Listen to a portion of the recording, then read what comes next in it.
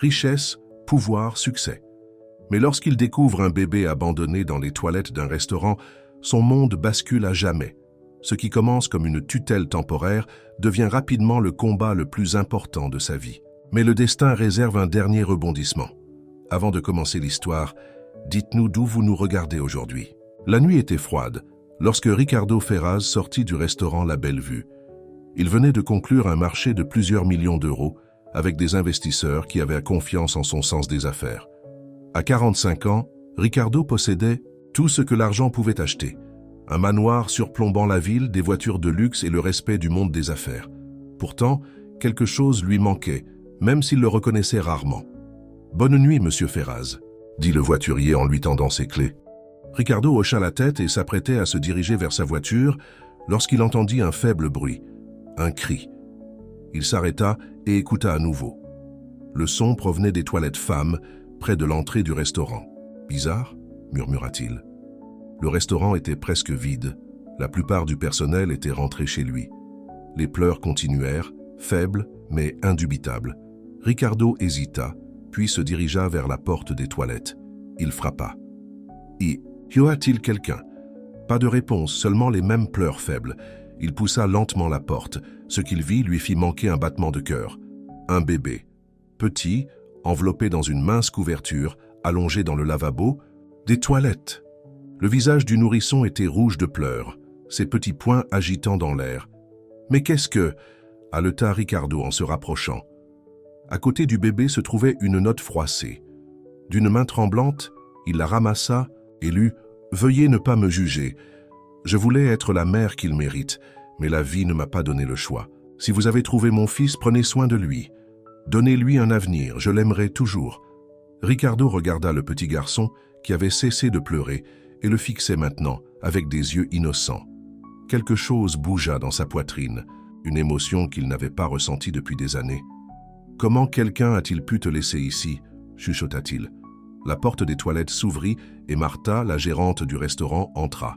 Elle se figea en voyant Ricardo debout là avec le bébé. « Monsieur Ferraz, que se passe-t-il? Je l'ai trouvé ici. Quelqu'un l'a abandonné », expliqua Ricardo en lui montrant la note. Martha se couvrit la bouche, choquée. « Nous devons appeler la police. » Ricardo acquiesça, mais en regardant à nouveau le bébé, quelque chose changea dans son expression. « Oui, appelez-les, mais d'abord... » Il prit délicatement le nourrisson, le berçant maladroitement dans ses bras. Le bébé gazouilla, tendant la main vers le visage de Ricardo.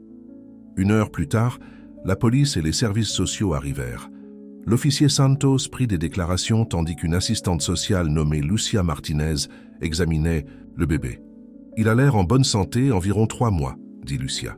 « Nous allons l'emmener dans un foyer temporaire ce soir, puis commencer à chercher une famille d'accueil demain. » Ricardo, qui observait de loin, s'avança. « Que va-t-il lui arriver ?» Lucia soupira. « Le système est surchargé. Il risque de passer de famille d'accueil en famille d'accueil jusqu'à ce que nous puissions trouver un placement permanent, ou que sa mère se manifeste. » Ricardo fronça les sourcils. Il avait grandi dans ce même système après avoir perdu ses parents dans un accident de voiture.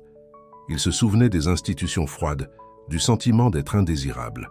Il lui avait fallu des années pour surmonter ses cicatrices. « Et si je le prenais, juste jusqu'à ce que vous trouviez une solution permanente ?» se surprenait-il à dire, se surprenant lui-même. L'officier Santos leva un sourcil. « Monsieur, ce n'est pas comme ramener un animal errant à la maison. Il y a des procédures, des exigences. » « Je comprends, » interrompit Ricardo, « mais j'ai les moyens. Je peux lui fournir tout ce dont il a besoin. Mieux qu'un foyer, au moins pour l'instant. » Lucia étudia Ricardo avec des yeux sceptiques. « Monsieur Ferraz, je sais qui vous êtes. Vous dirigez 3 entreprises. Votre emploi du temps est probablement chargé de réunions. S'occuper d'un bébé est un travail à plein temps. Je peux engager du personnel, » insista Ricardo, ne comprenant pas pourquoi il se battait autant pour cela. « S'il vous plaît, considérez-le. » Après de longues discussions et plusieurs appels téléphoniques, Lucia accepta à contre-cœur un placement d'urgence temporaire, en attendant une inspection à domicile le lendemain. Ricardo signa de nombreux papiers, promettant de ramener le bébé aux services sociaux le matin. « Avez-vous même des articles pour bébé à la maison ?» demanda Lucia en lui remettant un petit sac contenant du lait maternisé et des couches pour bébé. Je vais me débrouiller, dit Ricardo en tenant soigneusement le bébé. A-t-il un nom? Lucia secoua la tête. Pas à notre connaissance. Ricardo regarda le petit visage. Alors je l'appellerai Miguel pour l'instant. Cela signifie « qui est ». Comme Dieu. C'était le nom de son père. Le trajet de retour fut surréaliste. Ricardo demanda à son chauffeur, Carlos, de s'arrêter dans un magasin ouvert toute la nuit où ils achetèrent des articles de puériculture de base. Plus de lait maternisé, des couches, un berceau qui serait livré le lendemain et des vêtements. « Monsieur, si je puis me permettre, que faites-vous » demanda Carlos alors qu'ils chargèrent les articles dans la voiture. « Je voudrais bien le savoir » répondit honnêtement Ricardo. Lorsqu'ils arrivèrent à son manoir, Maria, sa gouvernante depuis 15 ans, les attendait malgré l'heure tardive. Ses yeux s'écarquillèrent lorsqu'elle vit le bébé dans les bras de Ricardo. « Don Ricardo, qu'est-ce que c'est ?»« C'est Miguel. Il va rester avec nous pendant un moment », expliqua brièvement Ricardo ce qui s'était passé. Maria fit le signe de croix. « Le pauvre petit ange. Mais monsieur, connaissez-vous quelque chose au bébé ?» Ricardo sourit amèrement. « Non, c'est pourquoi j'ai besoin de votre aide. » Cette nuit-là fut un cours intensif sur l'éducation des enfants. Maria, qui avait élevé 3 enfants, montra à Ricardo comment préparer le lait maternisé, changer les couches et tenir correctement Miguel. Le bébé semblait content, s'endormant sur la poitrine de Ricardo. « Vous devriez dormir un peu, monsieur. Les bébés ne se soucient pas des horaires des affaires. Il se réveillera dans quelques heures, » avertit Maria. Ricardo acquiesça, mais ne bougea pas du fauteuil où il était assis avec Miguel. « Je vais rester un peu plus longtemps. » Après le départ de Maria, Ricardo examina le bébé endormi. Qu'est-ce qu'il faisait? Sa vie était faite de réunions de conseils d'administration et de transactions commerciales. Pas de biberon à minuit. Pourtant, tenir cet enfant semblait juste. « Eh bien, Miguel, chuchota-t-il, je suppose que ce soir, c'est juste toi et moi. » Le lendemain matin, Camila Soares, l'assistante exécutive de Ricardo, arriva au manoir pour leur réunion de petit déjeuner habituelle. Elle trouva Ricardo dans la cuisine, l'air épuisé, donnant le biberon à un bébé, tandis que Maria préparait le café. « Excusez-moi, suis-je dans la mauvaise maison ?» demanda Camila stupéfaite. Ricardo leva les yeux. Des cernes noires encerclaient ses yeux. « Camila, voici Miguel. Vous avez eu un bébé et vous ne me l'avez pas dit, » plaisanta-t-elle. Mais sa confusion était évidente. Ricardo expliqua la situation tandis que Miguel buvait joyeusement son biberon. « Donc, vous me dites que vous avez trouvé un bébé abandonné et que vous l'avez simplement ramené à la maison. » Camila n'arrivait pas à croire ce qu'elle entendait. Au cours des 5 années où elle avait travaillé pour Ricardo, elle ne l'avait jamais vu manifester beaucoup d'intérêt pour quoi que ce soit en dehors des affaires. « Temporairement, » précisa Ricardo. « Les services sociaux viennent pour une inspection à domicile aujourd'hui. Et vous êtes sérieux à ce sujet? Vous voulez l'accueillir? Jusqu'à ce qu'il trouve une meilleure solution, » dit Ricardo, mais quelque chose dans sa voix suggérait qu'il était déjà attaché. Camila s'assit, toujours en train de traiter l'information. « Eh bien, nous devons réorganiser votre emploi du temps. La réunion avec les investisseurs de Tokyo doit être déplacée. » « Non, » interrompit Ricardo. « Les affaires continuent comme d'habitude. Je vais faire en sorte que cela fonctionne. Avec tout le respect que je vous dois, monsieur, les bébés ne s'intègrent pas facilement dans les horaires des entreprises. » Avant que Ricardo ne puisse répondre, la sonnette sonna. Maria alla ouvrir, revenant avec Lucia Martinez et une autre femme. « Bonjour, monsieur Ferraz, » dit formellement Lucia. « Voici ma supérieure, madame Oliveira. Nous sommes là pour l'inspection à domicile. » Pendant l'heure suivante, les 2 femmes parcoururent le manoir, posant des questions et prenant des notes. Elles semblèrent impressionnées par l'espace, mais préoccupées par le style de vie de Ricardo. « Votre emploi du temps est préoccupant, » dit brutalement madame Oliveira. « Un enfant a besoin de stabilité et d'attention. »« Je comprends, » répondit Ricardo. « J'organise déjà des services de garde d'enfants qualifiés et je peux adapter mon emploi du temps. Ce n'est pas seulement une question d'avoir des personnes pour le surveiller, » expliqua Lucia. « Les enfants ont besoin de liens affectifs, d'attachement. » Ricardo regarda Miguel qui dormait maintenant dans un berceau improvisé. « Je sais, et je suis prêt à le fournir. » Les assistantes sociales échangèrent des regards. Nous allons autoriser le placement temporaire à continuer pour l'instant, dit finalement Madame Oliveira. Mais nous allons suivre la situation de près avec des visites hebdomadaires. Et Monsieur Ferraz, nous continuerons à chercher une famille d'accueil permanente. Après leur départ, Camila s'approcha de Ricardo. Êtes-vous sûr de cela? Votre vie est sur le point de devenir très compliquée. Ricardo sourit légèrement. Ma vie a toujours consisté à résoudre des problèmes complexes. C'est différent. C'est un enfant, pas une affaire. Je sais, dit doucement Ricardo, mais quelque chose me dit que c'est important. Peut-être la chose la plus importante que j'ai jamais faite. Au cours des jours suivants, le manoir de Ricardo se transforma. Une chambre d'enfant prit forme dans la pièce à côté de la sienne. Des articles pour bébés remplirent l'espace autrefois minimaliste. Ricardo engagea Elena, une nounou expérimentée recommandée par Maria, mais insista pour participer aux soins de Miguel lorsqu'il était à la maison.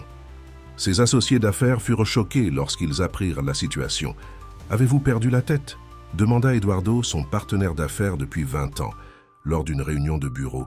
« Depuis quand vous préoccupez-vous des enfants abandonnés ?»« Vous ne comprendriez pas », répondit calmement Ricardo en examinant des contrats tandis qu'un babyphone était posé sur son bureau. « Et Sofia ?» demanda Eduardo avec insistance. « Le lui avez-vous dit ?» La mâchoire de Ricardo se serra. Sofia Mendes était sa petite amie, une mannequin et une mondaine qui profitait des avantages de sa richesse et de son statut. « Pas encore. » Eduardo secoua la tête. « Cela ne finira pas bien. » Ce soir-là, alors que Ricardo donnait son bain à Miguel, quelque chose qu'il avait insisté pour apprendre à faire lui-même, la sonnette sonna. Maria ouvrit la porte et quelques instants plus tard, le parfum de Sofia emplit l'entrée de la salle de bain. « C'est donc vrai ?» dit-elle en regardant Ricardo agenouillé à côté de la baignoire pour bébé. Je pensais qu'Eduardo plaisantait. Ricardo se leva, se séchant les mains. « Sofia, je ne vous attendais pas, évidemment. » Ses yeux ne quittèrent jamais le bébé. « Qu'est-ce que c'est, Ricardo? Une sorte de crise de la quarantaine? Il s'appelle Miguel, dit fermement Ricardo. « Et non, ce n'est pas une crise. Il avait besoin d'aide. » Sofia rit amèrement. « Depuis quand vous préoccupez-vous d'aider les étrangers, surtout ceux qui bavent ?» Avant que Ricardo ne puisse répondre, Miguel éclaboussa joyeusement, aspergeant la robe de créatrice de Sofia. Elle recula avec un air de dégoût. « C'est temporaire, n'est-ce pas? Une fois qu'ils trouveront sa mère ou quoi ?» Ricardo ne répondit pas immédiatement, se concentrant sur le fait de soulever Miguel de l'eau et de l'envelopper dans une serviette. « Ricardo ?» insista Sofia. « Je ne sais pas, admit-il. Peut-être. » Les yeux de Sofia se rétrécirent. « Tu ne peux pas être sérieux. Ce n'est pas toi. Tu détestes le désordre, le bruit, l'imprévisibilité. C'est pourquoi nous fonctionnons. Nous apprécions tous les deux notre indépendance. » Ricardo la regarda, puis Miguel qui gazouillait content dans ses bras. « Peut-être que je change. »« Eh bien, appelle-moi quand tu auras fini. »« De jouer à la maison » lança Sofia en se retournant pour partir. À la porte, elle s'arrêta. « Ne t'attends pas à ce que j'attende. » Après son départ, Ricardo porta Miguel à la chambre d'enfant, le vêtit d'un pyjama doux.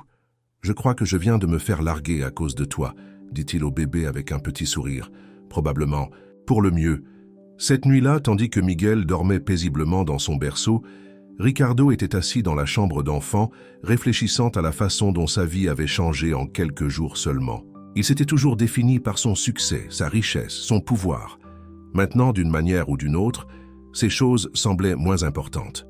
Son téléphone sonna. Camila, appelant au sujet d'une urgence concernant leur opération sur la côte ouest. Alors que Ricardo gérait la crise dans le confort du fauteuil à bascule, à côté du berceau de Miguel, il réalisa quelque chose de profond. Pour la première fois de sa vie, son travail n'était pas la chose la plus importante dans la pièce. Un mois passa, et Miguel s'installa à la maison de Ricardo. L'arrangement temporaire commença à paraître plus permanent à chaque jour qui passait.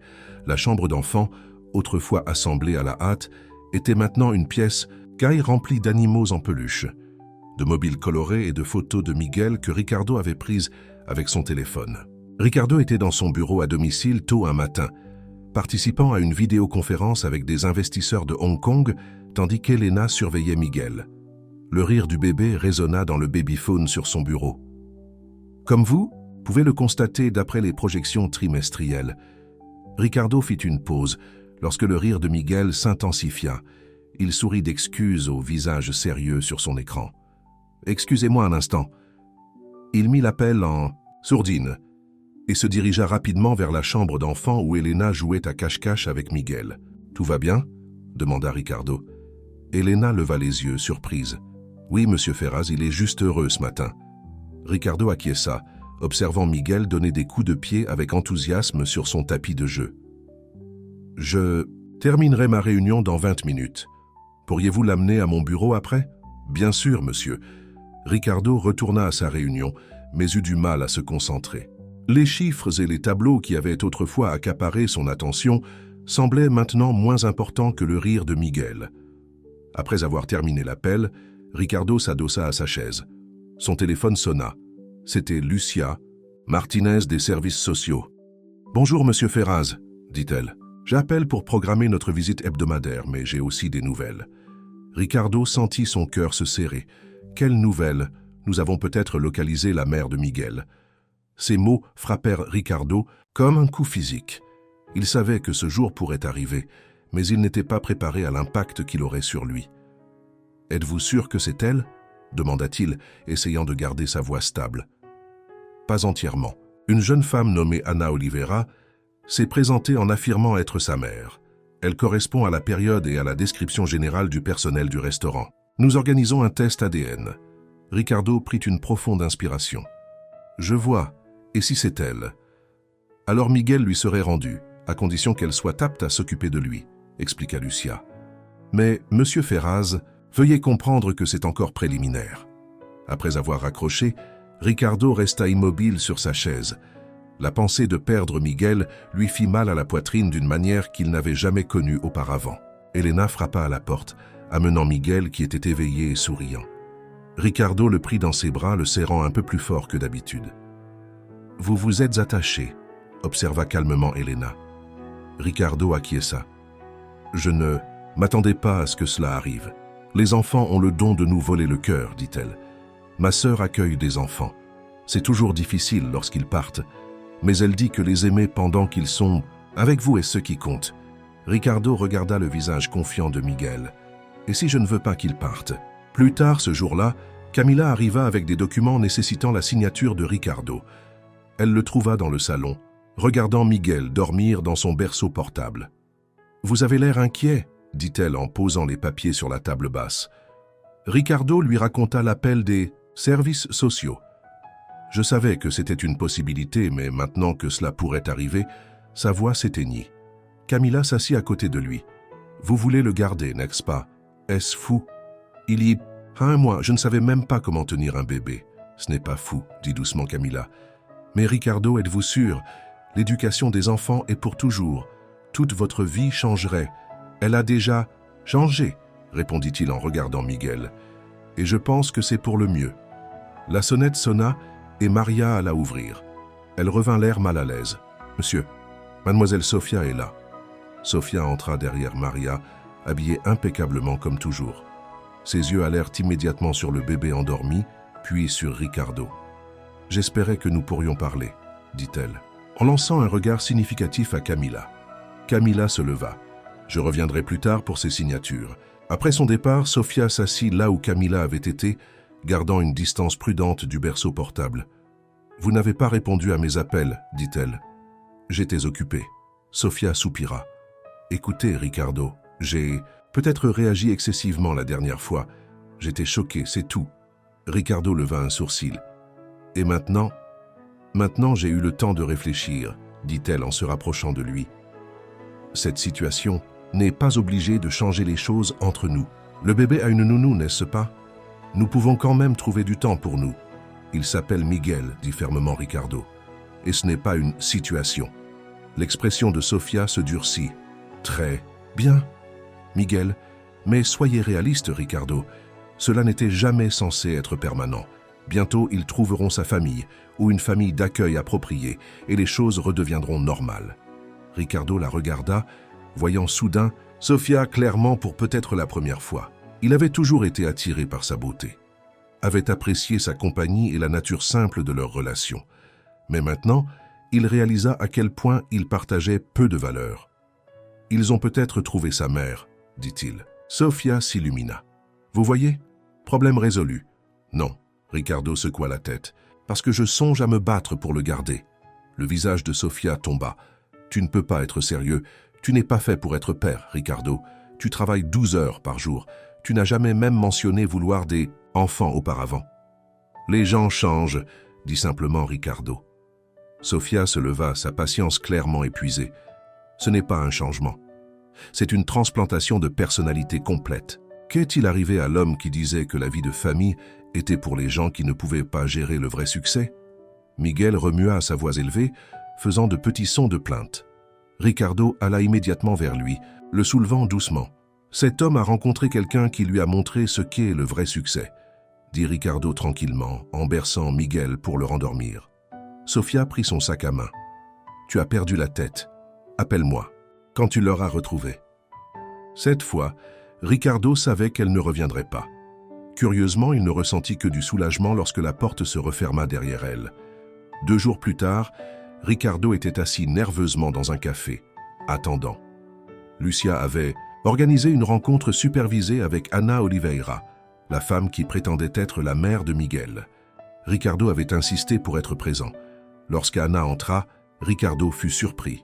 Elle était jeune, à peine 20 ans, avec des cheveux noirs attachés en queue de cheval et des yeux fatigués qui se déplaçaient nerveusement dans le café. Elle ne ressemblait pas à la personne irresponsable qu'il avait imaginé abandonner un bébé. Lucia fit les présentations et Anna s'assit en face de Ricardo, les mains serrant étroitement sa tasse à café. « Merci de vous être occupé. De mon fils, » dit-elle, sa voix à peine au-dessus d'un murmure. Ricardo étudia son visage, cherchant la confirmation que c'était bien la mère de Miguel. « Pourquoi l'avez-vous laissé au restaurant ?» Anna baissa les yeux. « J'étais désespéré. J'ai perdu mon emploi lorsque mon patron a découvert que j'étais enceinte. Le père du bébé est parti quand je le lui ai dit. Je vivais dans un foyer, mais il ne pouvait plus nous garder. Ce soir-là, je n'avais nulle part où aller. » Des larmes remplirent ses yeux. Je pensais que dans un endroit chic comme celui-là, quelqu'un d'aisé le trouverait.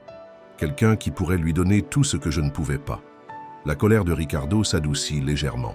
« Pourquoi vous manifestez maintenant ? J'ai trouvé un emploi, » dit Anna. « Ce n'est pas très bien payé, mais j'ai assez économisé pour un petit appartement. Et il m'a manqué chaque jour. Je n'ai jamais cessé de penser à lui. » Ricardo voulait ne pas la croire, trouver des failles dans son histoire, mais sa douleur semblait authentique.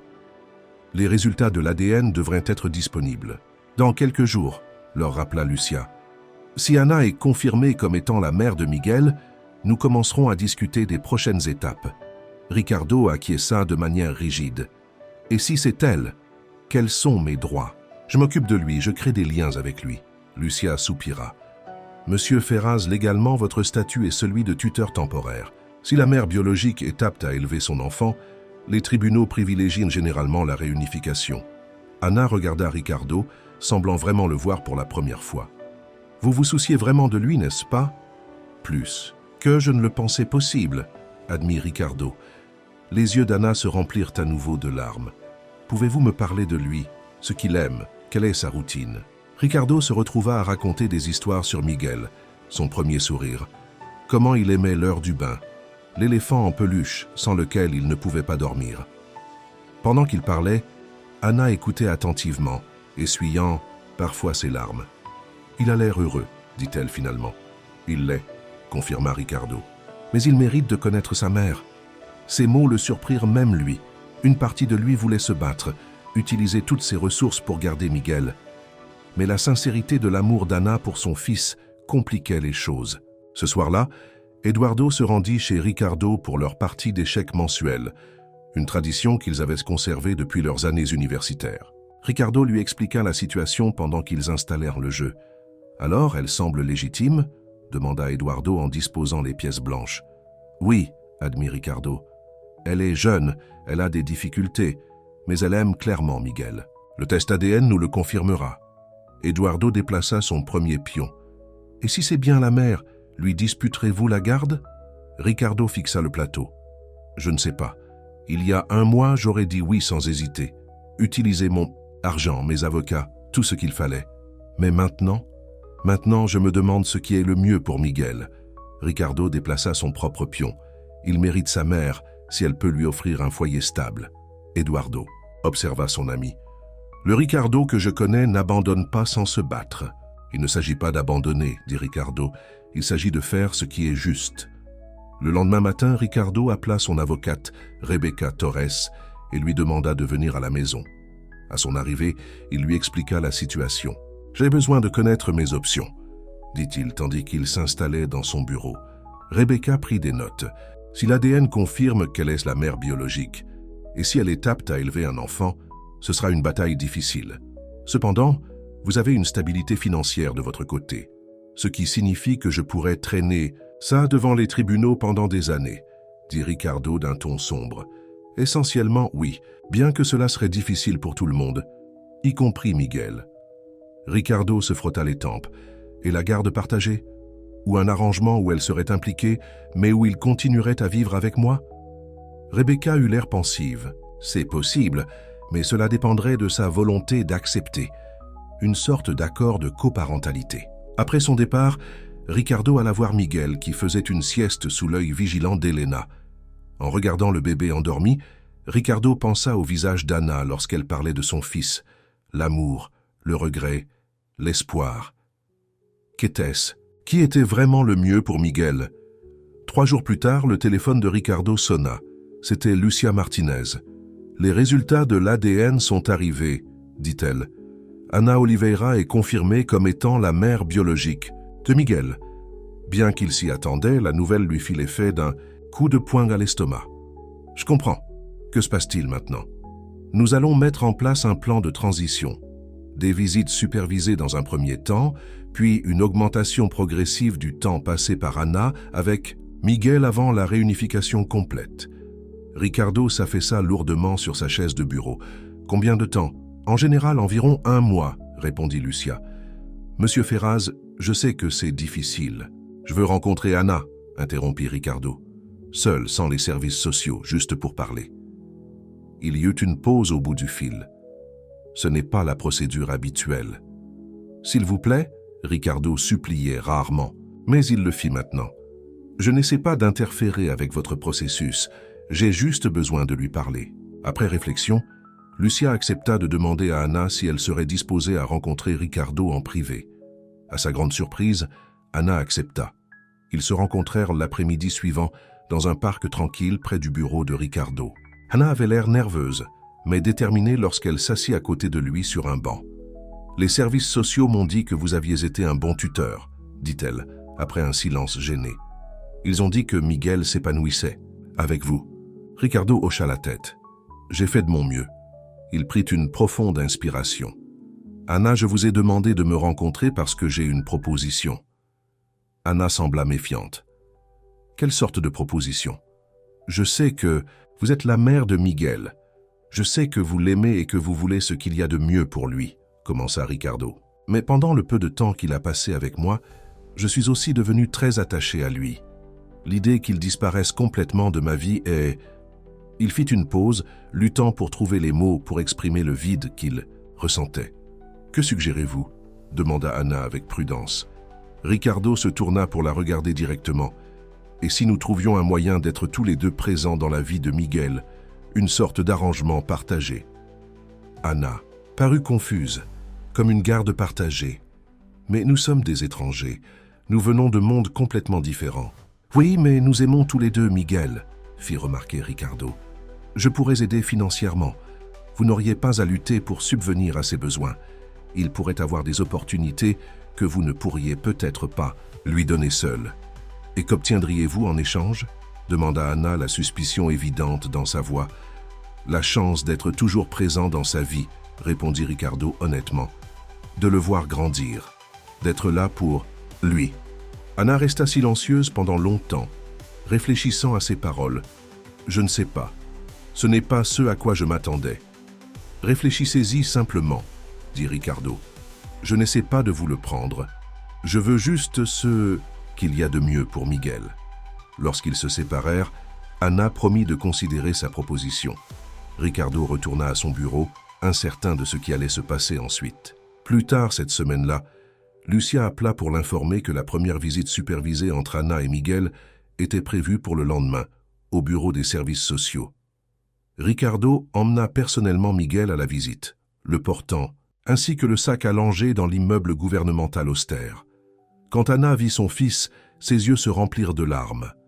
Miguel, maintenant capable d'exprimer plus d'émotion, regarda avec curiosité cette nouvelle personne.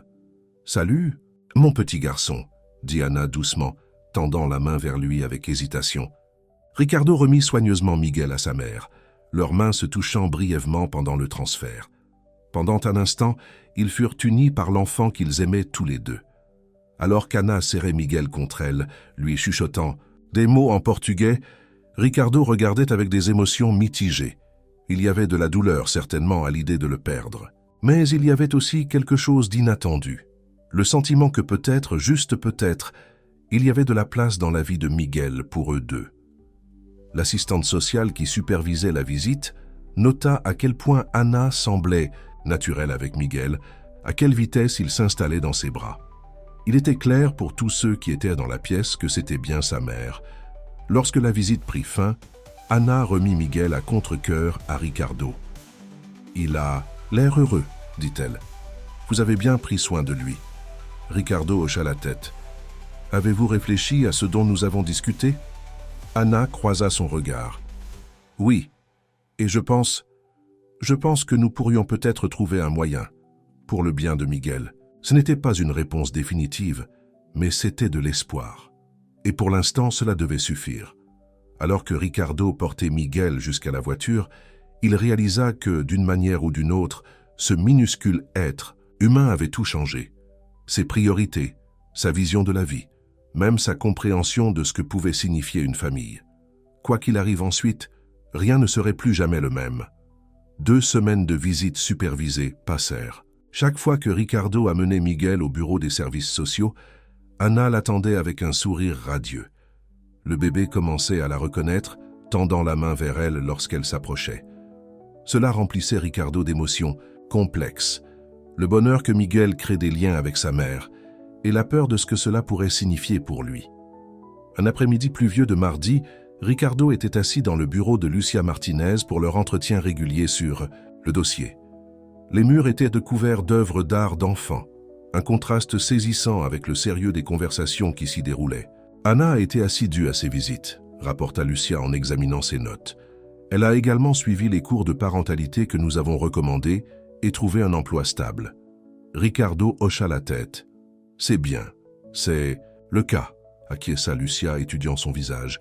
« Avez-vous deux discuté de votre proposition d'arrangement partagé ?»« Pas en détail, » admit Ricardo. « Nous nous sommes concentrés sur la transition de Miguel. » Lucia referma son dossier. « Monsieur Ferraz, j'apprécie ce que vous essayez de faire. C'est inhabituel, d'après mon expérience, qu'un tuteur temporaire soit si accommodant. » Ricardo sourit légèrement. « Croyez-moi, si vous m'aviez dit il y a 3 mois que je serais dans cette situation, je ne vous aurais pas cru. »« L'amour nous change, » dit simplement Lucia. « Mais je dois vous prévenir que ces arrangements peuvent être complexes. Différents styles parentaux, attentes, milieux, tout cela crée des conflits potentiels. Je comprends, mais je pense que cela vaut la peine d'essayer, pour le bien de Miguel. » Alors que Ricardo rentrait chez lui après la réunion, il appela Camila pour vérifier les affaires.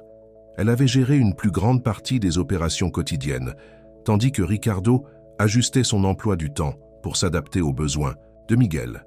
« L'affaire de Singapour est conclue, » rapporta-t-elle. « Et Eduardo a géré la réunion du conseil d'administration. Tout est sous contrôle. »« Merci, » dit Ricardo sincèrement. « Je n'y arriverai pas sans vous. » Comment s'est passée la réunion avec les services sociaux ? Ricardo soupira. Le processus de réunification avance. Anna fait tout correctement.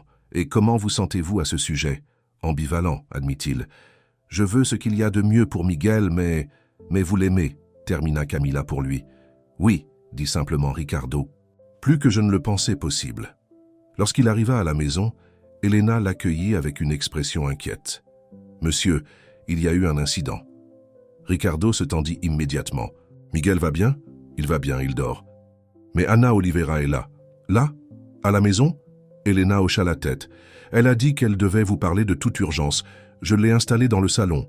Ricardo trouva Anna perchée nerveusement au bord de son canapé. Elle se leva à son entrée. « Je suis désolée d'arriver sans prévenir, dit-elle rapidement, mais je devais vous parler. »« Tout va bien ?» demanda Ricardo, lui faisant signe de s'asseoir. Anna se tordait les mains sur ses genoux. « Mon propriétaire a vendu l'immeuble. Tous les locataires ont 30 jours pour déménager. J'ai cherché un autre appartement, mais tout est soit trop cher, soit dans des quartiers terribles. » Ricardo écouta, comprenant immédiatement les implications. Sans logement stable, le dossier de garde d'Anna serait compromis. Et les services sociaux ne sont pas encore au courant? Anna secoua la tête. J'ai peur qu'il retarde le retour de Miguel, ou pire. Que puis-je faire pour vous aider? Demanda Ricardo sans hésitation. Anna fut surprise par son offre. Je ne sais pas. J'ai pensé que vous devriez le savoir. Nous avons parlé de cet arrangement partagé, mais si je ne peux même pas lui fournir un logement sûr, Ricardo réfléchit un instant. J'ai une propriété, une petite maison dans un bon quartier. Je l'ai achetée comme investissement il y a des années. Elle est vide en ce moment. Les yeux d'Anna s'écarquillèrent. Vous proposez de me laisser y rester? Ce serait temporaire, jusqu'à ce que vous trouviez autre chose, précisa Ricardo. Ou plus longtemps, si c'est ce qui convient le mieux à Miguel. Elle n'est pas loin d'ici, ce qui faciliterait notre arrangement partagé. Je ne pourrais pas me permettre le loyer d'un endroit comme ça, dit Anna, sa fierté évidente. Nous pourrions trouver une solution, suggéra Ricardo. Le plus important, c'est que Miguel ait un environnement sûr et stable. Anna étudia son visage. Pourquoi faites-vous ça? Vous auriez pu me disputer la garde, utiliser votre argent, vos avocats. Au lieu de cela, vous essayez de m'aider. Ricardo réfléchit attentivement à sa réponse. Lorsque j'ai trouvé Miguel ce soir-là, quelque chose a changé en moi. Pour la première fois, j'ai commencé à penser aux besoins des autres avant les miens. Et ce dont Miguel a besoin, c'est de nous deux. Anna essuya une larme. J'aimerais voir cette maison. Ce week-end-là, Ricardo conduisit Anna jusqu'à la propriété. Une maison modeste mais bien entretenue de 3 chambres à coucher dans un quartier calme avec de bonnes écoles. Elle avait été meublée mais était restée inutilisée. Pendant des années, le gestionnaire immobilier de Ricardo la vérifiant périodiquement. Anna traversa les pièces lentement, observant tout. « C'est magnifique », murmura-t-elle. « Elle a besoin de quelques travaux », reconnut Ricardo, « mais elle est sûre et prête à être habitée. » Ils s'assirent à la table de la cuisine, en train de régler les détails. Ricardo proposa un loyer minimal qu'Anna pourrait se permettre avec son nouvel emploi, avec la possibilité de l'ajuster à mesure que sa situation s'améliorerait. Et Miguel? Anna posa la question qu'ils avaient esquivée. Comment cela fonctionnerait-il avec lui? Nous devrions établir un calendrier, suggéra Ricardo. Peut-être qu'il reste avec vous le week-end au début, pendant que vous vous installez. Ensuite, nous pourrons ajuster progressivement jusqu'à ce que nous trouvions ce qui fonctionne. Et légalement, j'ai parlé à mon avocate. Nous pourrions rédiger un accord de coparentalité. Ce ne serait pas un arrangement de garde traditionnel, mais cela pourrait fonctionner. Anna prit une profonde inspiration. Je n'aurais jamais imaginé partager mon enfant avec un étranger. Mais vous n'êtes plus vraiment un étranger, n'est-ce pas? Pas pour Miguel. J'espère que non. Pour vous non plus, dit Ricardo sincèrement. Anna sourit légèrement. Non, pas pour moi non plus. Ils convinrent qu'Anna emménagerait la semaine suivante. Ricardo aiderait à la transition et informerait les services sociaux de l'arrangement. Lorsque Ricardo expliqua le plan à Lucia, elle fut surprise mais prudemment compréhensive. C'est inhabituel, admit-elle, mais si les deux parties s'engagent à le faire fonctionner, cela pourrait être bénéfique pour Miguel. Nous devrons tout documenter correctement. Le jour où Anna emménagea, Ricardo amena Miguel à la maison pour l'aider à s'installer. Il n'y avait pas grand-chose à déménager, juste quelques valises et des cartons contenant toutes ses possessions. Ricardo avait fait en sorte que la maison soit approvisionnée en produits de première nécessité, y compris une chambre d'enfant entièrement meublée qui correspondait à celle de son manoir. « Vous n'aviez pas besoin de faire tout ça », dit Anna en regardant la chambre d'enfant soigneusement préparée. « Je voulais que Miguel se sente à l'aise dans les 2 maisons », expliqua Ricardo. « Même lit, même jouet, même routine. » Anna toucha le lit doucement. « C'est parfait. » Ce soir-là, au coucher du soleil, ils étaient assis sur la terrasse. Miguel était sur les genoux d'Anna, jouant avec un hochet que Ricardo avait apporté. C'était étrange à quel point cela semblait naturel, comme s'ils étaient en train de former une nouvelle sorte de famille qui n'avait pas encore de nom. « Demain, c'est la première nuit officielle », dit Anna, une pointe de nervosité dans sa voix. « Tout ira bien, là, rassura Ricardo. Et je ne suis qu'à un coup de fil si vous avez besoin de quoi que ce soit. J'ai l'impression que c'est mal de vous le prendre, admit Anna. Après tout ce que vous avez fait. Ricardo observa Miguel, le cœur déchiré à la fois par l'amour et l'anticipation de la séparation. Nous ne nous prenons pas l'un à l'autre. Nous donnons à Miguel quelque chose de mieux que ce que nous pourrions lui offrir seuls. Le lendemain, Ricardo prépara le sac de nuit de Miguel avec un soin méticuleux. Il y mit l'éléphant, en peluche dont Miguel ne pouvait pas se passer, sa couverture préférée et des notes détaillées sur sa routine nocturne.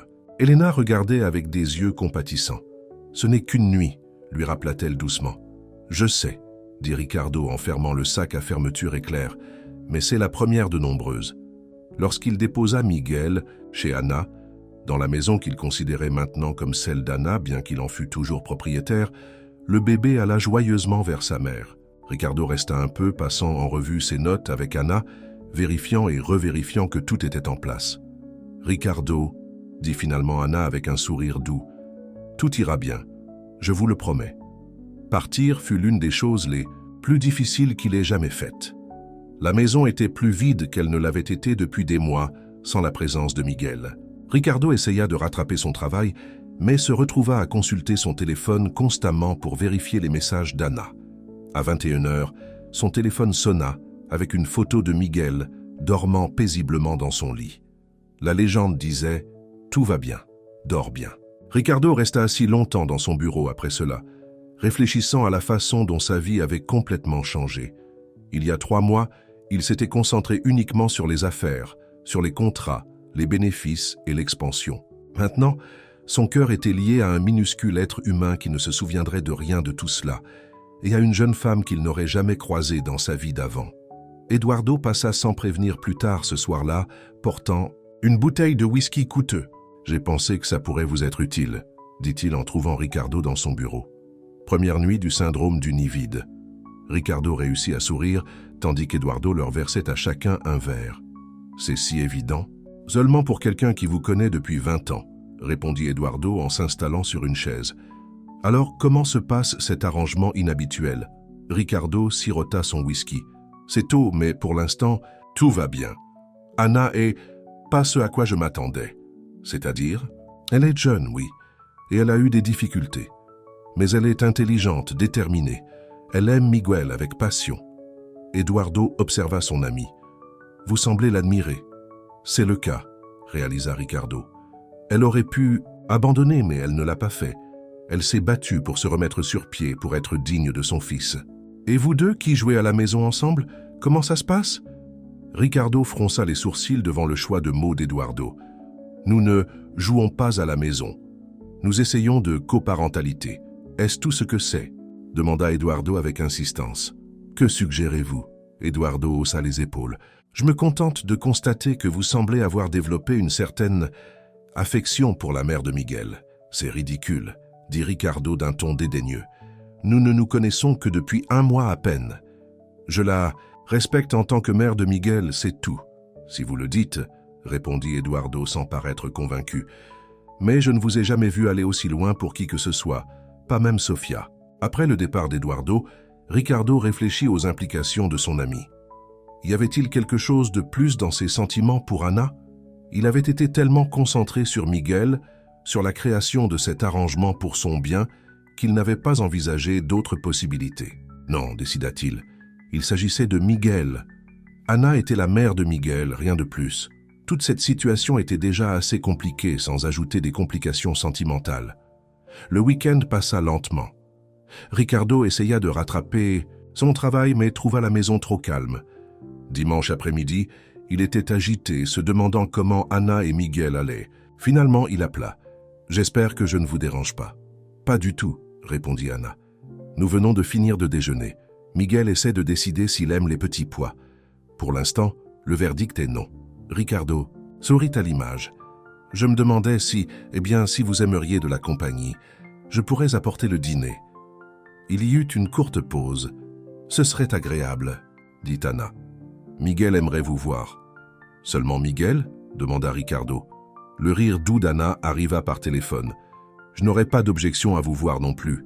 Ricardo s'arrêta pour prendre le dîner dans son restaurant préféré, une cuisine simple et réconfortante qu'il pensait qu'Anna apprécierait.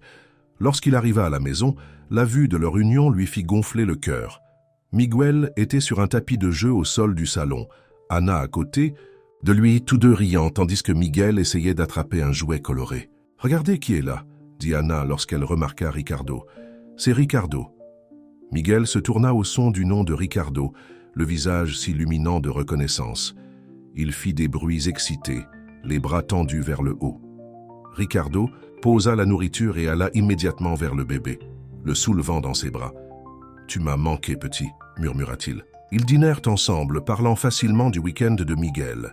Sa première dent qui semblait pousser, ses tentatives pour se retourner, la façon dont il avait dormi toute la nuit sans se réveiller. Ricardo fut frappé par le côté domestique de la situation, comme s'ils étaient une famille normale partageant un dîner du dimanche, et non un homme d'affaires fortuné, une jeune mère au chômage et un bébé qui les avait réunis par des circonstances extraordinaires. Après le dîner, Ricardo aida Anna à faire prendre un bain à Miguel, tous deux travaillant ensemble comme s'ils le faisaient depuis des années. Lorsqu'il fut l'heure du coucher de Miguel, ils allèrent tous les deux dans sa chambre.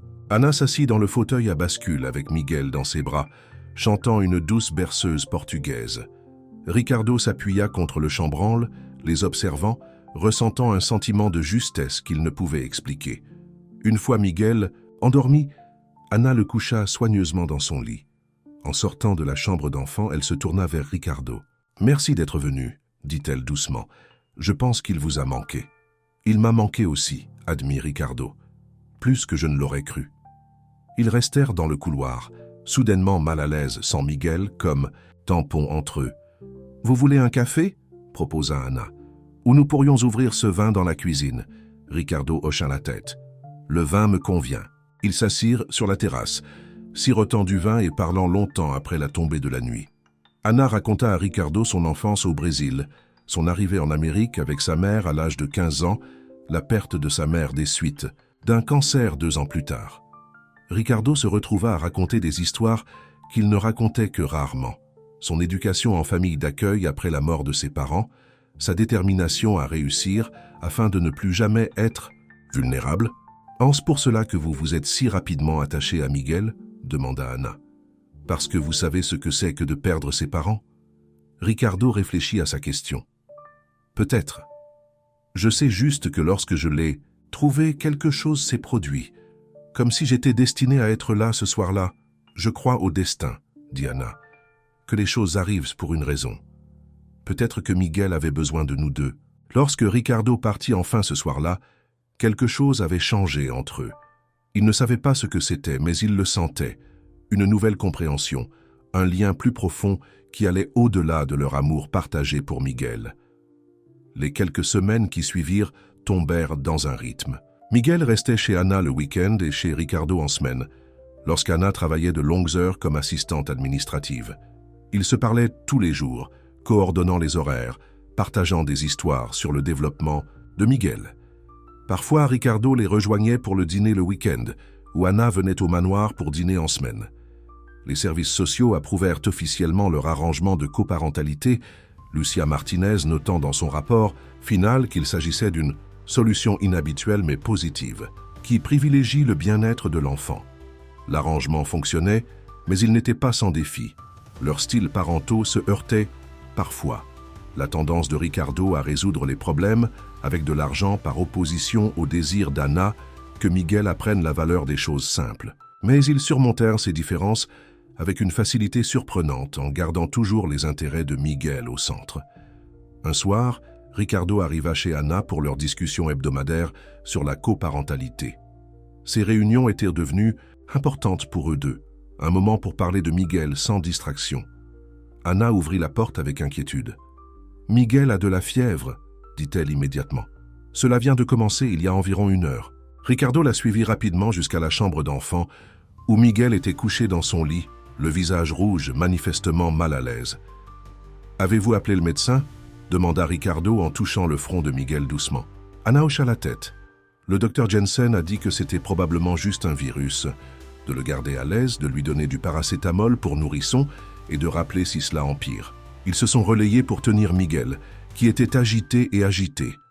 Vers minuit, sa fièvre a grimpé en flèche et ils ont décidé de l'emmener aux urgences. « Je conduis », dit Ricardo, en attrapant déjà le sac à langer. À l'hôpital, ils furent rapidement conduits dans une salle d'examen. Le médecin confirma qu'il s'agissait probablement d'un virus courant, mais ordonna des analyses de sang pour être sûr. Toute la nuit, ils restèrent aux côtés de Miguel, aucun ne voulant partir. À l'aube, la fièvre de Miguel commença enfin à baisser. Il se laissa aller à un sommeil paisible, épuisé par l'épreuve. Anna et Ricardo étaient assis de chaque côté du berceau d'hôpital, tout aussi épuisés. « Tu devrais te reposer », dit Ricardo à Anna, remarquant les cernes sous ses yeux. Elle secoua la tête. « Je ne le quitte pas. »« Moi non plus », répondit Ricardo. Leurs regards se croisèrent au-dessus du bébé endormi. Et dans ce moment de préoccupation partagée, de soulagement partagé, quelque chose de non dit passa entre eux. « On forme une bonne équipe », dit Anna doucement. Ricardo tendit la main par-dessus le berceau, prenant sa main dans la sienne. Oui, c'est vrai. Le lendemain, lorsqu'ils ramenèrent Miguel à la maison, tous deux hésitaient à se séparer. Sans en discuter, Ricardo resta chez Anna, dormant sur le canapé afin qu'il puisse se relayer pour surveiller Miguel toute la nuit. Au matin, Miguel était presque revenu à son état normal, babillant joyeusement pendant qu'il le nourrissait. La crise était passée, mais quelque chose de fondamental avait changé entre Anna et Ricardo. Alors que Ricardo se préparait à partir, enfin confiant que Miguel était complètement rétabli, Anna l'accompagna jusqu'à la porte. « Merci d'être resté, » dit-elle. « Pour tout. »« Je n'aurais été nulle part ailleurs, » répondit Ricardo sincèrement. Anna leva les yeux vers lui, les yeux emplis d'émotion.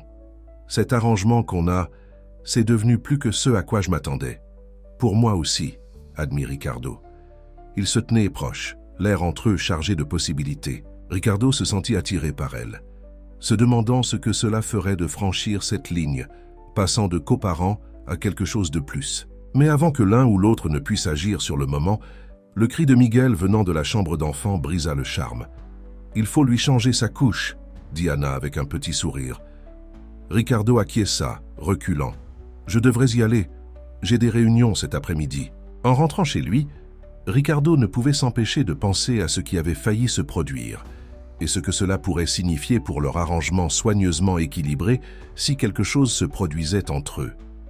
Ce qui avait commencé comme une solution temporaire pour le bien de Miguel devenait quelque chose de beaucoup plus compliqué, avec des émotions qu'aucun d'eux n'avait anticipées. 2 mois passèrent depuis la maladie de Miguel. L'été laissa place à l'automne, et l'arrangement de coparentalité entre Ricardo et Anna continua d'évoluer. Miguel, maintenant âgé de 8 mois, était épanoui. Il avait commencé à ramper, à babiller des sons plus complexes et à développer une personnalité distincte, têtu comme sa mère, observateur comme Ricardo. Tous les trois s'étaient installés dans une routine confortable.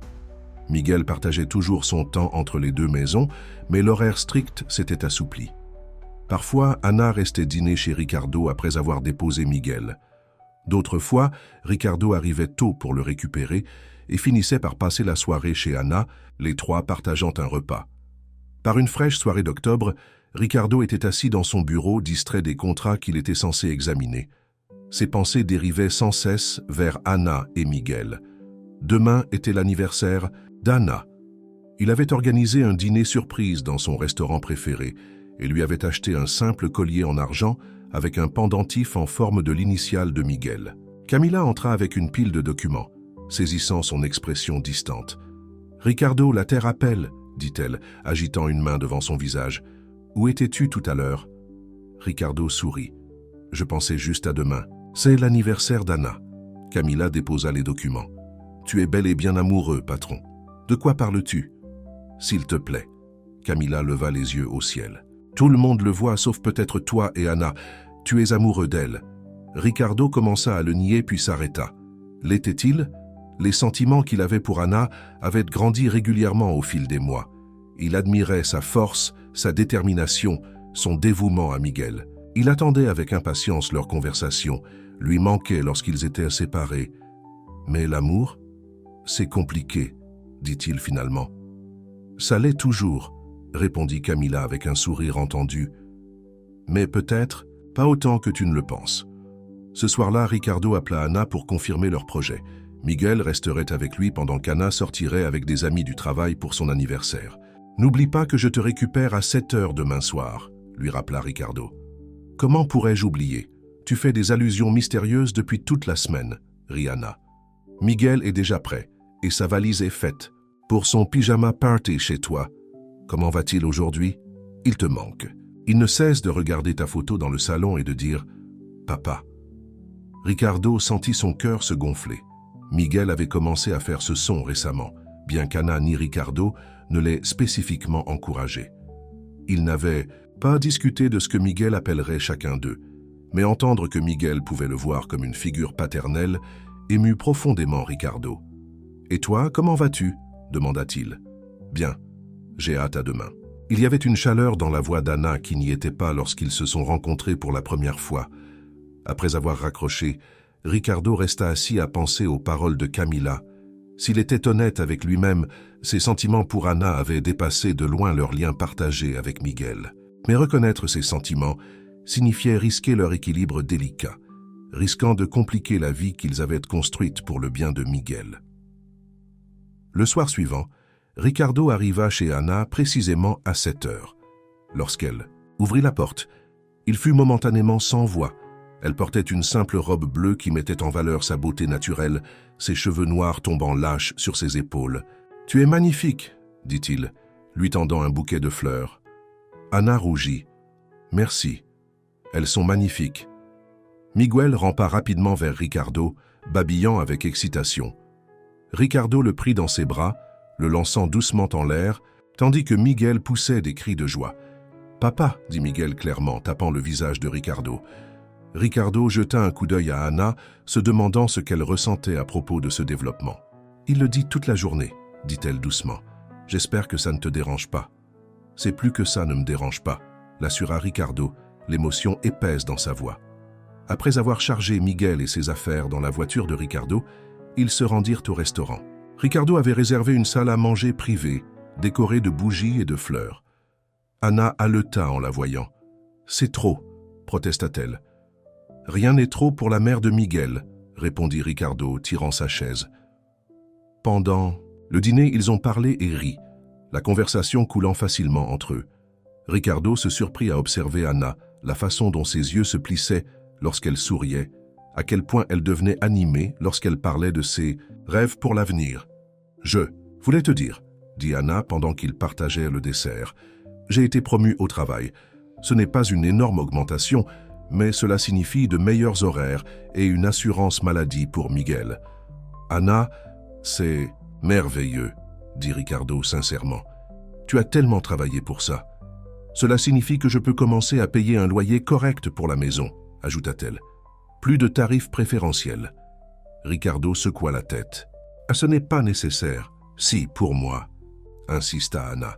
« J'apprécie tout ce que tu as fait, Ricardo, mais j'ai besoin de me débrouiller seul. » Son indépendance était l'une des choses que Ricardo admirait le plus chez elle, contrairement à Sofia, qui avait considéré sa richesse comme quelque chose à apprécier et à exploiter. Anna avait toujours été mal à l'aise d'accepter trop de choses de sa part. Après le dîner, Ricardo lui donna le collier en argent. Les yeux d'Anna se remplirent de larmes lorsqu'elle ouvrit la boîte. « C'est parfait », murmura-t-elle, se tournant pour qu'il puisse le lui attacher autour du cou. Lorsque ses doigts frôlèrent sa peau, Ricardo sentit une décharge électrique entre eux. Anna devait le sentir aussi car elle se tourna pour le faire face, leurs regards se rencontrant avec des questions non dites. Le moment fut interrompu par le téléphone de Ricardo qui sonna. C'était Elena qui appelait au sujet de Miguel. « Tout va bien, l'assura-t-elle. Il ne veut simplement pas s'endormir. Il ne cesse de vous demander tous les deux. » Ils décidèrent de raccourcir la soirée. Lorsqu'ils arrivèrent chez Ricardo, ils trouvèrent Miguel assis dans son berceau, fatigué mais refusant de dormir. Dès qu'il les vit, il tendit les bras. Maman, papa !» Anna et Ricardo échangèrent des regards, tous deux émus par la reconnaissance claire de Miguel de les considérer comme ses parents. Ensemble, ils l'installèrent, s'asseyant de chaque côté du fauteuil à bascule, pendant qu'Anna chantait une berceuse et que Ricardo frottait le dos de Miguel. En quelques minutes, le bébé était endormi. Alors qu'il sortait de la chambre d'enfant, Anna se tourna vers Ricardo. « Je devrais y aller. Il se fait tard. »« Reste, » dit Ricardo impulsivement. « C'est ton anniversaire. On a des chambres d'amis. Et comme ça, tu seras là quand Miguel se réveillera. » Anna hésita puis acquiesça. « Ce serait agréable, merci. » Plus tard, alors qu'ils étaient assis sur la terrasse avec des verres de vin, Anna leva les yeux vers les étoiles.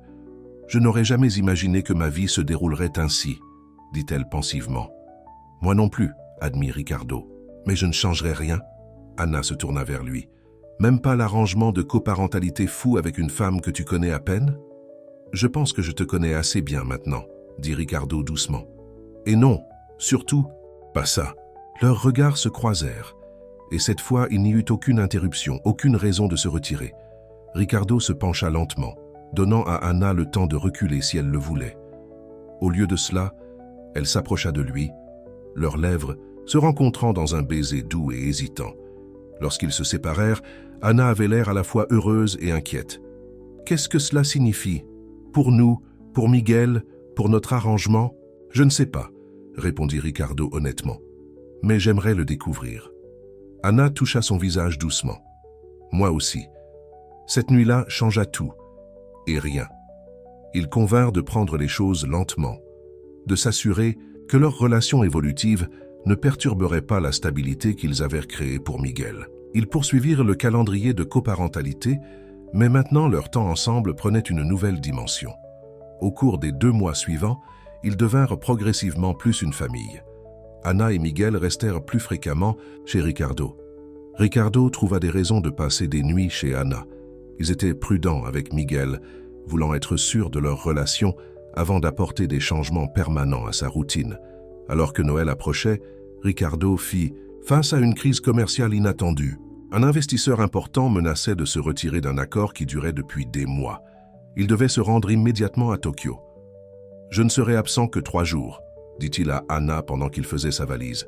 « 4 au maximum. »« On va bien, » l'assura Anna. « N'est-ce pas, Miguel ?» Miguel, maintenant un expert en rampée, courait dans la chambre de Ricardo, babillant avec accord. Ricardo s'agenouilla, soulevant Miguel dans ses bras. « Tu vas me manquer, petit bonhomme. »« Papa, » dit Miguel, tapant la joue de Ricardo dans ce qui était devenu leur salutation spéciale. La nuit précédant son voyage, après que Miguel se soit endormi, Ricardo et Anna étaient assis dans le salon devant le sapin de Noël qu'ils avaient décoré ensemble. « J'ai réfléchi, » dit Ricardo, prenant la main d'Anna. « Cet arrangement qu'on a en allant d'une maison à l'autre, ça marche, mais ça devient compliqué. » Anna se tendit légèrement. « Que proposes-tu ? Peut-être qu'il est temps d'envisager une solution plus permanente, pour le bien de Miguel. Tu veux la garde exclusive ? Demanda Anna, la voix tendue d'une inquiétude soudaine. Ricardo secoua rapidement la tête. « Non, non, je voulais dire que peut-être on devrait envisager de vivre ensemble, tous les 3. » Les yeux d'Anna s'écarquillèrent. « Tu me demandes de venir vivre avec toi ? Je vous demande d'être une famille, » précisa Ricardo. « De la manière qui a le plus de sens. On pourrait vivre ici, chez toi, ou trouver un nouvel endroit ensemble. » « Ricardo, es-tu sûr ? C'est un grand pas. » Ricardo prit ses 2 mains dans les siennes. « Anna, ces 6 derniers mois ont été les plus heureux de ma vie. Pas seulement à cause de Miguel, mais à cause de toi. Je ne m'attendais pas à trouver quelqu'un comme toi, quelqu'un de fort, de gentil, de droit, quelqu'un qui me donne envie d'être meilleur. » Les yeux d'Anna se remplirent de larmes. « Je ne m'attendais pas à toi non plus. Lorsque j'ai laissé Miguel ce soir-là, j'étais désespéré, sans espoir. Je n'aurais jamais imaginé trouver non seulement un endroit sûr pour mon fils, mais... »« Mais quoi ?» demanda Ricardo lorsqu'elle s'arrêta. « Mais un partenaire, » termina Anna. « Quelqu'un qui me respecte, qui me voit comme une égale, même si nos circonstances sont si différentes. » Ricardo lui prit le visage doucement. « Je t'aime, Anna. Vous deux. Et je veux qu'on soit une vraie famille. » Anna se pencha vers son toucher. « Je t'aime aussi. Mais j'ai besoin que tu comprennes quelque chose. Je ne veux pas être prise en charge, vivre de ton argent. C'est important pour moi. Je sais. Et je respecte ça. On va trouver une solution ensemble. » Ils ont longuement parlé dans la nuit, planifiant leur avenir. Au matin, ils avaient décidé qu'après le retour de Ricardo de Tokyo, ils commenceraient le processus de fusion de leur vie. Le voyage de Ricardo à Tokyo fut épuisant, mais couronné de succès. Après 3 jours de négociations intenses, il sauva l'accord et était impatient de rentrer chez lui auprès d'Anna et de Miguel. Alors que son jet privé se préparait au décollage, il appela Anna. « Je suis sur le point d'embarquer. Je devrais être à la maison demain soir. »« On a hâte, » dit Anna. « Miguel a fait ses premiers pas hier. Je l'ai filmé pour toi. » Ricardo ressentit une pointe de regret de manquer ce moment important, mais sourit à l'excitation d'Anna. « Je vous verrai bientôt tous les deux. Je vous aime. »« On t'aime aussi, » répondit Anna. « Bon voyage. » À mi-chemin de l'océan Pacifique, Ricardo examinait des documents lorsque l'avion rencontra des turbulences inattendues. La voix du commandant se fit entendre dans l'intercom, demandant à tout le monde de boucler sa ceinture de sécurité. Ricardo s'exécuta, pas particulièrement préoccupé. Il avait déjà connu des turbulences à maintes reprises, mais c'était différent. L'avion trembla violemment, perdant soudainement de l'altitude. Des masques à oxygène se déployèrent du plafond. La dernière chose dont Ricardo se souvenait était de tendre la main vers son masque, tandis que le monde basculait sur le côté. Anna préparait le dîner lorsque la sonnette sonna. Miguel était dans sa chaise haute, écrasant joyeusement des pois. S'essuyant les mains sur une serviette, Anna alla à la porte, s'attendant peut-être à une livraison de colis. Au lieu de cela, elle trouva Eduardo et Camila debout sur le perron, le visage grave. « Que se passe-t-il » demanda immédiatement Anna, son cœur commençant à s'emballer. « C'est Ricardo » Eduardo acquiesça solennellement. Il y a eu un accident. L'avion de Ricardo s'est écrasé au-dessus du Pacifique. Anna sentit le monde s'effondrer sous ses pieds. « Non, ce n'est pas possible. Je viens de lui parler. »« Les équipes de recherche et de sauvetage sont déjà à la recherche, » dit Camila, la voix brisée. « Mais ils disent qu'il y a très peu de chances de survivants. » Les jours suivants passèrent dans un flou de chagrin et d'incrédulité. La nouvelle du crash domina les gros titres dans le monde entier. Milliardaire présumé mort dans un accident d'avion au-dessus du Pacifique. Les équipes de recherche ont trouvé des débris, mais aucun survivant. Après une semaine, les recherches ont été réduites. Après 2, elles ont été officiellement classées comme mission de récupération plutôt que de sauvetage. Anna traversa ses jours comme une somnambule, s'occupant de Miguel mécaniquement, tandis que son cœur se brisait. La nuit, seule, dans la chambre qu'elle avait partagée avec Ricardo lors de ses derniers jours à la maison, elle se permit de s'effondrer. Miguel semblait sentir que quelque chose n'allait pas. Il appelait constamment « Papa », regardant autour de lui comme si Ricardo pouvait apparaître à tout moment. Des amis et des collègues remplirent la maison, offrant soutien et condoléances. Eduardo s'occupa des affaires, s'assurant que les opérations se poursuivaient. Camila aida Anna à gérer les aspects pratiques de la crise, la protégeant de la presse qui campait devant les grilles, avide d'une histoire sur la famille improbable du milliardaire. 1 mois après le crash, sans que le corps n'ait été retrouvé, une cérémonie commémorative fut organisée. Des centaines de personnes y assistèrent, des associés, des employés, des amis.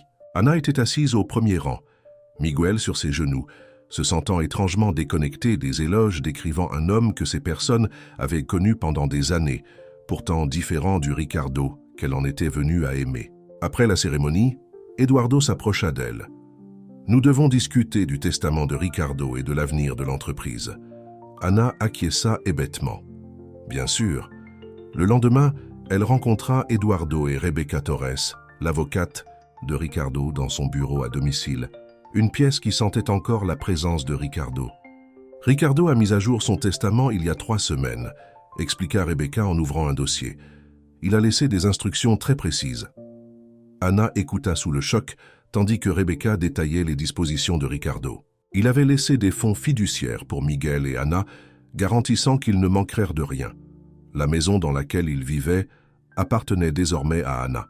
Mais plus surprenant encore, il avait laissé la participation majoritaire dans son entreprise en fiducie pour Miguel, avec Anna comme fiduciaire jusqu'à la majorité de Miguel.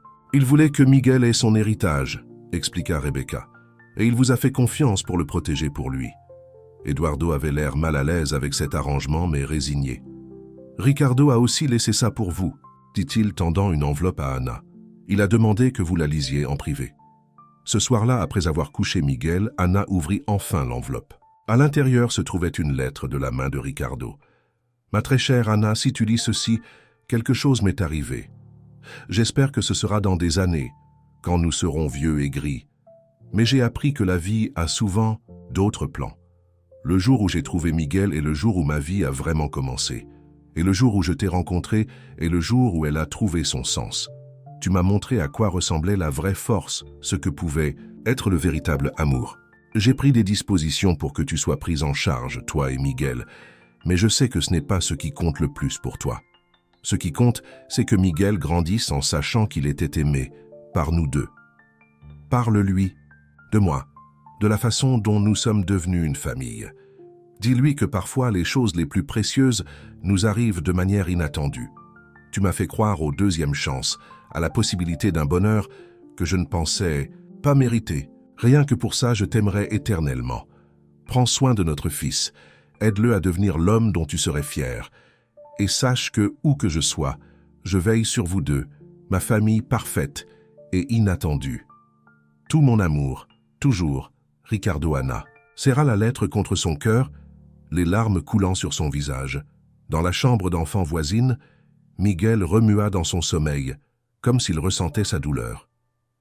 6 mois passèrent. Le printemps revint, apportant une nouvelle vie au jardin que Ricardo avait aimé. Anna avait assumé son rôle de fiduciaire de Miguel, avec la même détermination qu'elle apportait à tout, apprenant les affaires avec les conseils réticents d'Eduardo, veillant à ce que l'héritage de Ricardo soit préservé pour leur fils. La vie s'installa dans une nouvelle normalité. Miguel, maintenant âgé de 14 mois, marchait avec assurance, son vocabulaire grandissant chaque jour. Anna s'assurait qu'il voyait régulièrement des photos de Ricardo, lui racontant des histoires sur son père, gardant sa mémoire vivante. Par un beau samedi matin, Anna emmena Miguel au parc qu'ils avaient souvent visité en famille. Pendant que Miguel jouait dans le bac à sable, elle s'assit sur un banc, le regardant avec un mélange de joie et de tristesse. « Excusez-moi », dit une voix à côté d'elle. « Cette place est-elle prise ?» Anna leva les yeux, puis se figea, incapable de croire ce qu'elle voyait. Debout devant elle, plus maigre et barbu, mais indubitablement vivant, se trouvait Ricardo. « Non, murmura-t-elle, se levant avec difficulté. « Ce n'est pas possible. Tu es mort. » Ricardo s'approcha, les yeux emplis d'émotion. « Je ne le suis pas. C'est vraiment moi, Anna. » Anna tendit la main avec hésitation, touchant son visage, sentant une peau chaude sous ses doigts. « Comment ?»« J'ai été éjecté lors du crash, échoué sur une petite île, » expliqua rapidement Ricardo. « J'essaie de rentrer chez vous depuis des mois. » Miguel, remarquant l'agitation, leva les yeux de son bac à sable. Ses yeux s'écarquillèrent et il poussa un cri de pure joie. « Papa !» cria-t-il, se précipitant vers Ricardo aussi vite que ses petites jambes pouvaient le porter. Ricardo s'agenouilla, attrapant Miguel dans ses bras, le serrant fort tandis que les larmes coulaient sur son visage. « Oui, Miguel, c'est papa. Je suis rentré. » Anna regardait, son cœur débordant d'émotions qu'elle ne pouvait nommer. Choc, incrédulité, joie immense. Alors que Ricardo se relevait, tenant toujours Miguel, il tendit la main vers elle avec son bras libre. « Je n'ai jamais cessé d'essayer de revenir vers vous, » dit-il, la voix épaisse d'émotion. « Chaque jour, chaque instant, vous deux, vous étiez tout ce à quoi je pensais. » Anna se jeta dans ses bras, les trois se tenant serrés, tandis que les passants regardaient la réunion chargée d'émotions. « On a cru que tu étais parti pour toujours, » sanglota Anna contre sa poitrine. « Je t'ai promis qu'on serait une famille, » murmura Ricardo, les serrant tous les deux fort. « Et j'ai l'intention de tenir cette promesse. » Plus tard, alors qu'ils étaient assis dans le salon de leur maison, Miguel refusait de quitter les genoux de Ricardo, s'endormant contre sa poitrine. Ricardo expliqua tout. Comment il avait survécu au crash, été secouru par des pêcheurs, passé des semaines dans un village isolé à se remettre de ses blessures, eut du mal à prouver son identité sans papier. Les équipes de recherche. « On cherchait pendant des semaines, » dit Anna, essayant toujours de comprendre son retour miraculeux. Elle cherchait au mauvais endroit, expliqua Ricardo. La tempête m'avait emporté beaucoup plus loin que quiconque ne l'avait réalisé. Alors que Miguel dormait paisiblement entre eux, imperturbable par le miracle du retour de son père, Ricardo prit la main d'Anna. « Pendant que j'étais sur cette île, ne sachant pas si je vous reverrai un jour, j'ai fait une promesse, dit-il doucement. J'ai promis que si j'avais une autre chance, je ne gâcherais pas un seul jour. » Il fouilla dans sa poche, sortant une petite bague artisanale, grossière mais belle, faite de matériaux qu'il avait trouvés pendant son épreuve. « Je l'ai faite en attendant les secours, expliqua-t-il. Je n'avais pas de bijoux fantaisistes, pas de diamants, mais j'y ai mis tout mon amour pour toi. » Anna regarda la simple bague, plus précieuse pour elle que n'importe quel diamant ne pourrait jamais l'être. « Anna Oliveira, veux-tu m'épouser? Veux-tu officialiser notre famille ?» Les larmes coulant sur son visage, Anna acquiesça. « Oui, » murmura-t-elle. « Oui, de tout mon cœur. » Ricardo glissa la bague improvisée à son doigt. « Je t'en achèterai une autre demain. »« Non, » dit fermement Anna, regardant la simple alliance avec amour. « Celle-ci est parfaite, c'est notre histoire. » Alors que le soleil se couchait à l'extérieur de leur fenêtre, les trois étaient assis ensemble. Une famille formée non par le sang ou la naissance, mais par le hasard, le choix et l'amour. Miguel remua dans son sommeil, sa petite main serrant la chemise de Ricardo, comme pour s'assurer que son père ne pouvait plus disparaître. « Le bébé du destin », murmura Ricardo, caressant doucement les cheveux de Miguel. Anna s'appuya contre son épaule, le cœur plein. Il n'a jamais été question seulement de Miguel, n'est-ce pas? Il s'agissait de nous tous qui nous trouvions les uns les autres. Certaines personnes passent toute leur vie à chercher ce qu'on a trouvé par accident. J'acquiesça Ricardo. Une famille, un foyer, l'amour. Dehors, le monde continuait de tourner. Il y aurait des explications à donner, des papiers à remplir, une entreprise à récupérer. Mais ces choses pouvaient attendre. Pour l'instant, tout ce qui importait était ce moment. Un moment qu'il ne s'attendait jamais à avoir, une seconde chance qu'il n'avait jamais osé espérer. Le bébé qui avait été abandonné dans les toilettes d'un restaurant n'avait pas seulement trouvé un foyer et une famille. Il en avait créé une, réunissant deux personnes qui ne se seraient peut-être jamais rencontrées autrement, leur apprenant à tous les deux la leçon la plus importante de toutes. Parfois, les plus grandes bénédictions proviennent des endroits les plus inattendus, et parfois, contre toute attente, l'amour trouve le moyen de rentrer à la maison. Fin.